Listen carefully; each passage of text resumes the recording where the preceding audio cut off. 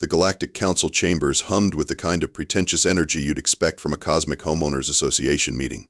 Ambassador Krex, a 7-foot reptilian with scales that probably cost more than most planets, slithered to the podium with all the grace of a diplomat who'd never been told no. Esteemed colleagues, Krex began, his forked tongue flicking dismissively, we gather today to discuss the human problem. He pronounced human like it was a particularly unpleasant medical condition. Commander Vash, whose insectoid features clicked disapprovingly, raised one of her 6 arms. The problem, Ambassador, is that these humans are making us look like idiots. Just last week, their ship, the Rusty Bucket, defeated 3 Zephyrian cruisers using what they called aggressive parallel parking.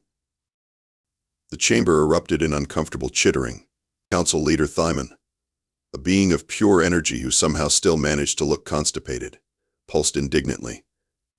Explain to me again how a human defeated the Corvan fleet by playing what they call smooth jazz at maximum volume? Krex's report pad flickered with increasingly absurd entries. The Corvans surrendered after 17 minutes of something called elevator music mixed with what humans term death metal. Their battle commander was found in a maintenance closet, rocking back and forth and muttering about the horror of Kenny G.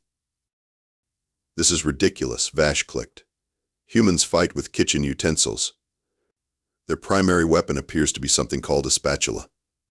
They've turned retreat into an art form, somehow winning battles by running away in the most confusing directions possible.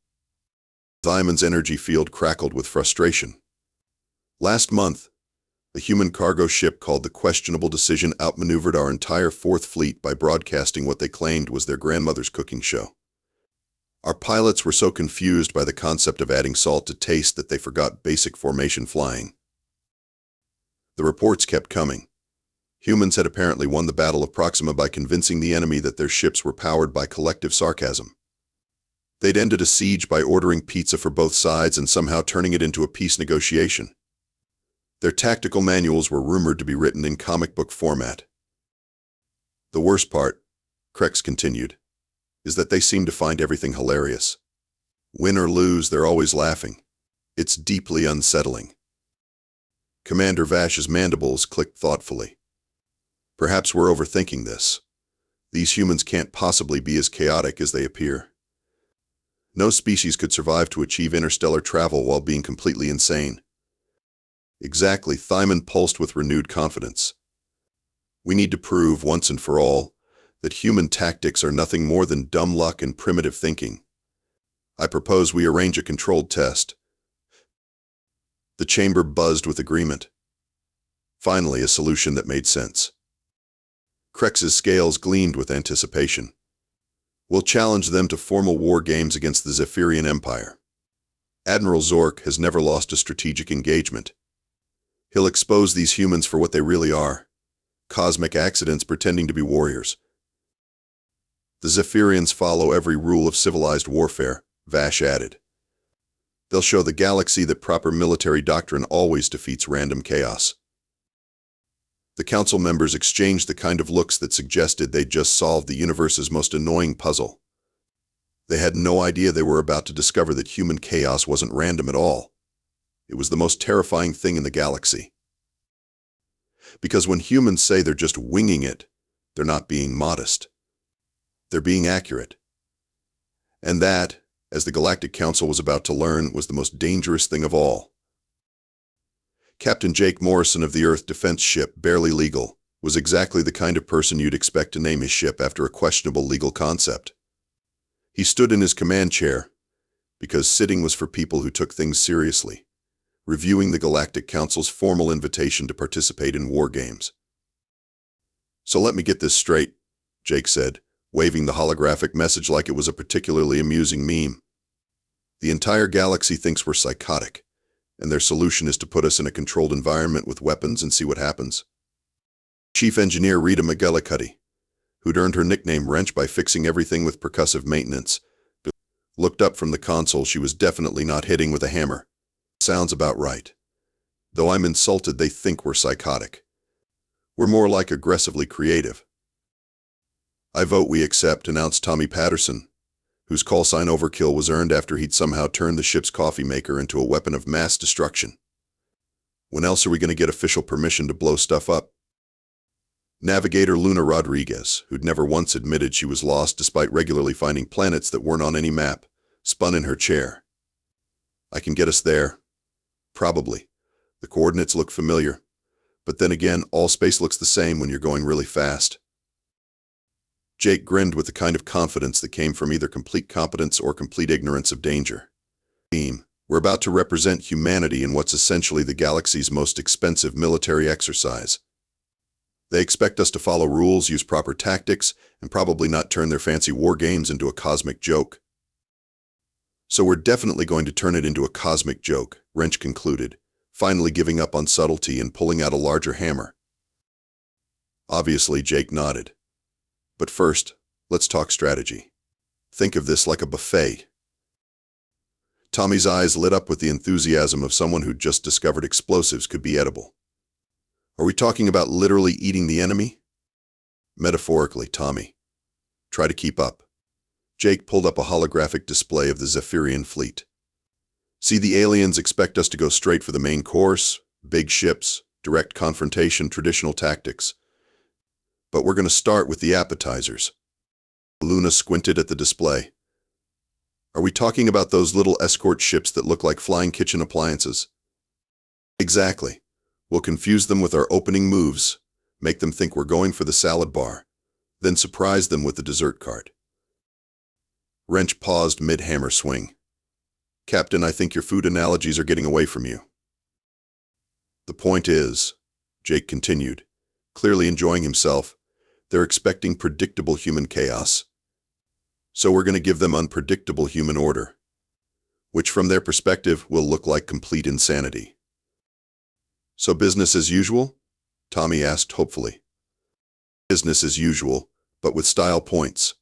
Jake's grin widened. They want to see what makes humans tick. We'll show them. We'll be so human that they'll spend the rest of their lives wondering what the hell just happened. The crew exchanged looks that suggested they were either about to make history or become a cautionary tale. Knowing Jake's track record, it would probably be both. Rita, I want you to prepare the ship for what I'm calling Operation Dinner Party. Tommy, start thinking about creative ways to use our non-lethal systems. Luna, plot a course that looks random but isn't. How random should it look? Luna asked. Like a drunk person trying to draw a straight line while riding a roller coaster. Got it. That's my specialty. As the crew dispersed to their stations, Jake settled into his chair with the satisfaction of someone who'd just figured out how to turn a chess match into a food fight. The Galactic Council thought they were about to witness the limits of human tactical thinking. They had no idea they were about to discover there weren't any limits at all. Admiral Zork of the Zephyrian Empire was the kind of military strategist who alphabetized his battle plans and color-coded his fleet formations. He'd studied every major conflict in galactic history, mastered 17 different tactical philosophies, and had never encountered a problem that couldn't be solved with proper procedure and overwhelming firepower. He was about to have the worst day of his career. All ships, assume standard attack formation Theta 7, Zork commanded from his flagship the inevitable Victory. The human vessel appears to be approaching at bearing 247, but their trajectory makes no tactical sense. His tactical officer, a studious Zephyrian named Klax, studied the sensor readings with growing confusion. Sir, they're broadcasting audio transmissions on all frequencies. It appears to be music? The bridge speakers crackled to life with the unmistakable sound of what humans called smooth jazz mixed with what could only be described as the audio equivalent of a dental set drill. Then, without warning, it switched to something that sounded like robots having an argument set to a polka beat. Turn that off, Zork snapped, but his communications officer was already frantically working the controls. I can't, sir. They're broadcasting on frequencies that shouldn't exist. Our systems are designed to block known forms of psychological warfare, but this is something else entirely. On the main screen, the barely legal approached in what appeared to be a corkscrew pattern, occasionally stopping to perform what could only be described as a victory dance in space. Every time the Zephyrian computers tried to predict their next move, the humans would do something that made the predictive algorithms crash. Sir, Clax reported, his voice tight with confusion. They've just ejected what appears to be garbage. Should we analyze it for potential weapons? Before Zork could answer, the garbage began exploding in a pattern that spelled out smiley faces. The Zephyrian formation wavered as pilots found themselves inexplicably smiling at the cheerful explosions.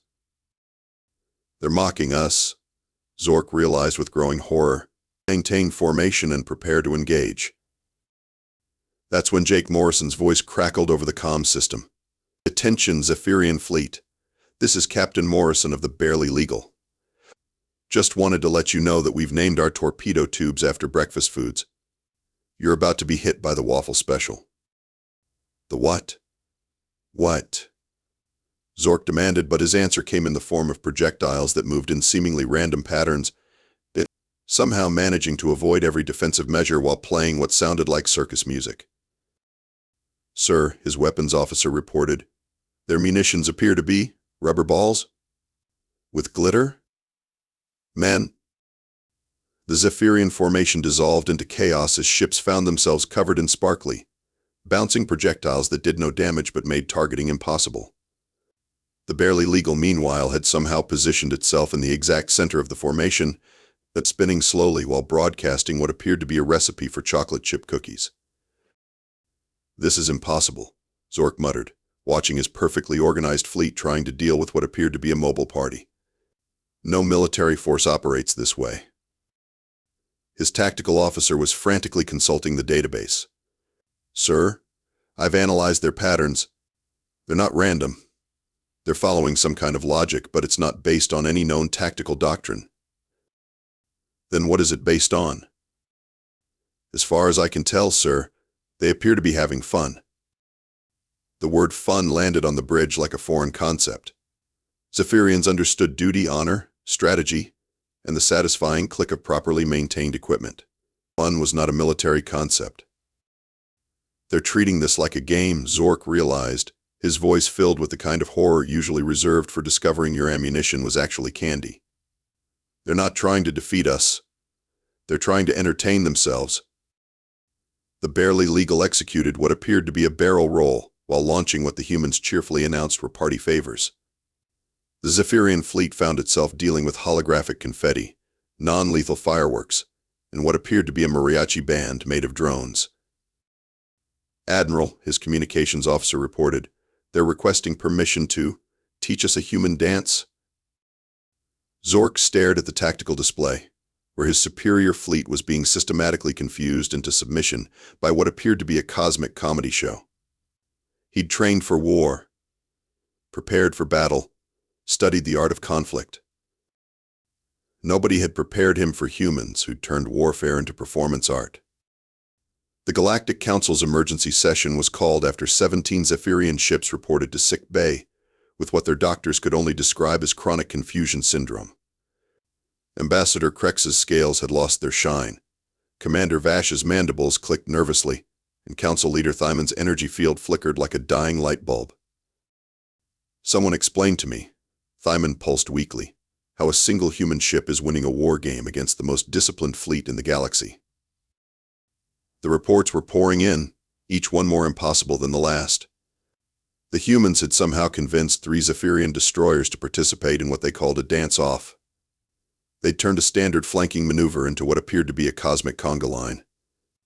Most disturbing of all, they'd managed to make Admiral Zork's flagship accidentally spell out "Hello Galaxy" in formation. Meanwhile, aboard the Barely Legal, Jake Morrison was having the time of his life. Rita, status report on our special delivery system? Well, Captain Wrench grinned, wiping grease off her hands. I've successfully weaponized our garbage disposal, turned the coffee maker into a signal jammer, and figured out how to make our engine exhaust smell like fresh-baked cookies. Also, the toaster now shoots confetti. Excellent. Tommy, how's our psychological warfare department? Overkill looked up from his console, which was now decorated with what appeared to be crayon drawings of explosions. I've got our speakers broadcasting a mixture of elevator music, death metal, and what I'm pretty sure is my grandmother singing in the shower. The Zephyrians are requesting therapy. And Luna? I've plotted a course that looks like we're lost but actually puts us in perfect position for the next phase of Operation Dinner Party. Also, I may have accidentally discovered 3 new planets, but that's probably not important right now. Jake's grin widened. Perfect. Time for the main course. He opened a channel to the Zephyrian fleet. Admiral Zork, this is Captain Morrison. I hope you're enjoying the appetizers, because we're about to serve the special of the day. What special?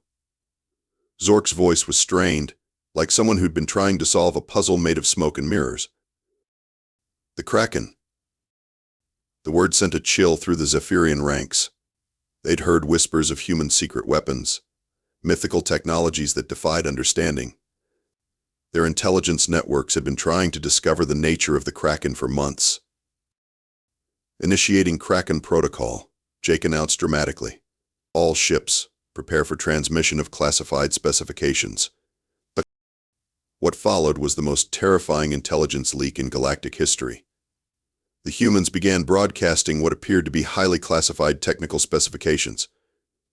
The Zephyrians frantically began recording, their best cryptographers working to decode the secret of humanity's ultimate weapon. The transmission contained detailed schematics, ingredient lists, temperature requirements, and step-by-step instructions for something called Grandma Morrison's famous meatloaf with secret sauce. "My God," whispered a Zephyrian intelligence officer. "They're transmitting the recipe for mass destruction." 2 cups of breadcrumbs. Jake's voice echoed across the fleet. Mix with ground beef. Add love and a pinch of defiance. Bake at 350 until the galaxy trembles. The panic was immediate and comprehensive. The Zephyrians began evasive maneuvers, trying to escape the range of what they assumed was a weapon of unimaginable power. Their formation collapsed as ships scattered in every direction, desperately trying to avoid the Kraken's terrible influence. "Sir," reported a confused Zephyrian officer, "I've analyzed the transmission. It appears to be food preparation instructions." Admiral Zork stared at the tactical display, where his fleet was fleeing from a meatloaf recipe. "They're not using weapons," he realized with growing horror. "They're using our own expectations against us." "Should we regroup, sir?" Zork looked at his scattered fleet, his confused crew, and the human ship that was now broadcasting what appeared to be cooking tips. "I don't think regrouping is the problem," he said slowly. "I think we're fighting something that doesn't follow any rules we understand." "What are we fighting, sir?" "Humans with too much caffeine and nothing to lose." The words hung in the air like a cosmic death sentence. The parley was held in neutral space, aboard a diplomatic vessel that looked like it had been designed by committee, which, given the Galactic Council's track record, it probably had. Ambassador Krex arrived with the kind of preparation usually reserved for meeting eldritch horrors, while Jake Morrison showed up in what appeared to be his pajamas and a bathrobe that read Galaxy's okayest captain. "Captain Morrison," Krex began, his voice carrying the weight of someone who'd spent sleepless nights trying to understand chaos theory, "we need to talk." "Sure thing, Ambassador. Want some coffee?" Rita rigged the diplomatic coffee maker to also function as a small particle accelerator. "It's either the best coffee in the galaxy or it'll give you superpowers. We're not sure which." Krex's eye twitched. "Captain, your species has been causing significant disruption to galactic order. We need to understand your tactical philosophy." Jake settled into his chair like he was about to explain quantum physics to a toddler. "See, that's where you're going wrong. You keep calling it tactics. We just call it Tuesday." "Tuesday?" "Yeah, you know, the day after Monday before Wednesday." "Look, Ambassador, I think there's been a fundamental misunderstanding here. You guys think we're psychotic, right? The evidence suggests highly erratic behavior patterns inconsistent with rational military doctrine," Krex replied carefully. Jake laughed, the sound echoing in the diplomatic chamber like a cosmic joke. "That's because you're looking at it wrong. We're not psychotic. We're just really, really good at making it up as we go along." "Making it up?" "Improvising. Adapting. Turning problems into opportunities and opportunities into parties. See, you guys have been studying warfare for millennia, right? You've got rules, protocols, tried and true strategies. But here's the thing about humans, we've been fighting each other for so long that we've gotten creative out of necessity. Krex leaned forward, his scientific curiosity overriding his diplomatic training. Explain. Okay, quick history lesson. Humans once won a battle by hiding inside a giant wooden horse. Another time, we defeated a much larger force by pretending to retreat, then turning around and attacking when they weren't expecting it. We've used weather, animals, fake radio broadcasts, and in one memorable case, a really convincing rumor about a non-existent army. But those are deceptions. Chaos. Nope, those are solutions. See, when you're outgunned, outnumbered, and probably outclassed, you don't win by playing by the rules. You win by changing the game entirely. Jake's grin was infectious, even to a reptilian diplomat. What you call chaos, we call creativity. What you call insanity, we call Tuesday. Rex was quiet for a long moment. But your current tactics make no tactical sense. That's because you're assuming we're trying to win a war. We're not. We're trying to have fun while solving problems in the most interesting way possible. The winning just happens to be a side effect. Fun? Yeah, fun.